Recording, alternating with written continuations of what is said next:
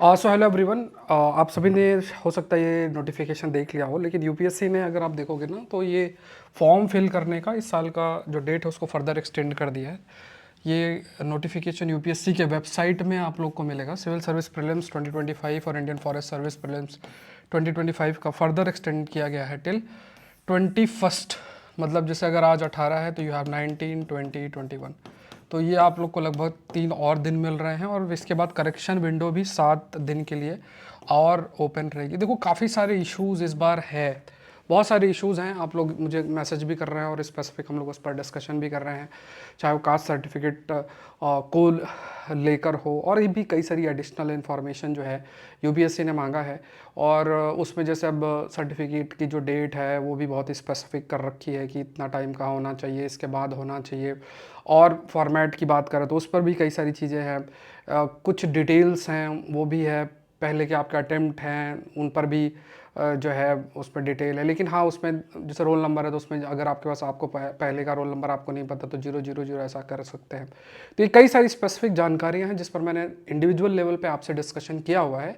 लेकिन ये थोड़ा सा इन्फॉर्मेशन है कि इन केस हो सकता है कि कई बार होता है ना कि यार मेरा सर्टिफिकेट मैंने कहीं पे अप्लाई कर रखा है, बस मिलना ही है, और आपने सोचा कि आज डेट ख़त्म हो गई। तो माइंड पे रखना है कि अभी आपके पास 3 और दिन हैं, उसके बाद आपके पास करेक्शन के भी 7 दिन हैं।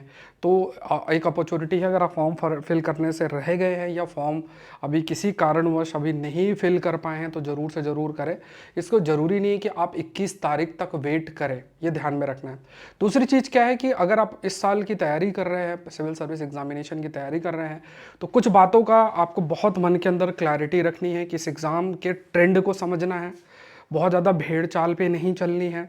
जो भी ट्रेडिशनल सब्जेक्ट्स हैं उन ट्रेडिशनल सब्जेक्ट्स को तो टारगेट करना ही है, जो नॉन ट्रेडिशनल सब्जेक्ट्स हैं उनको भी मिस नहीं करना है।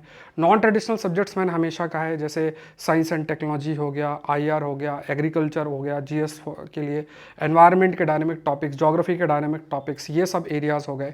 आप मुझसे जुड़ सकते हैं। जैसे 2 साल का करंट अफेयर्स का कंटेंट बहुत मैटर करता है, तो पीटी 730 के लिए आप मुझसे जुड़ सकते हैं।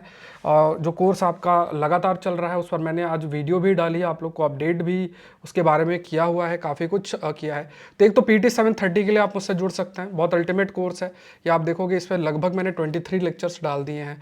साइंस एंड टेक का द हिंदू न्यूज़पेपर के कंपाइलेशन है, पिछली बार भी मैंने आपको शो किया था कि सारे क्वेश्चन सेशन से ही थे, तो इस पर भी लगभग 13 लेक्चर्स मैंने डाल दिए हैं।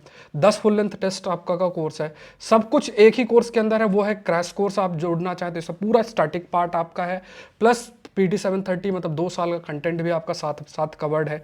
और कोई क्वेरी है तो इस नंबर पर आप मैसेज कर सकते हैं 9057921649, या सौरभ पांडे सीएससी ऐप आप डाउनलोड जरूर से करें और उस पर जाके अपनी ये क्लासेस करना स्टार्ट कर दें।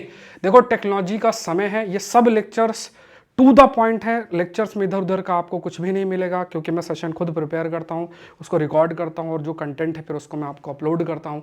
आपको सिर्फ ये देखना है कि वो जो कंटेंट है उस पर सारा का सारा फोकस होना चाहिए।